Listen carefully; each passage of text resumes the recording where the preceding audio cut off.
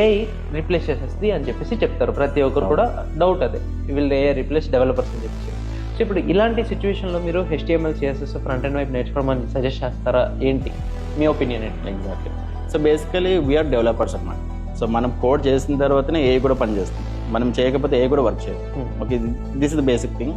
The second thing ఏంటంటే మీరు ఏదైనా ChatGPT తీసుకోండి, జెమినీ AI తీసుకోండి, ఏదైనా తీసుకోండి, అది కోడ్ జనరేట్ చేస్తుంది. కానీ ఎగ్జాక్ట్లీ మీకు ఏదైతే కావాలో స్పెసిఫిక్ రిక్వైర్మెంట్ ఏదైతే ఉందో అది జనరేట్ చేయదు.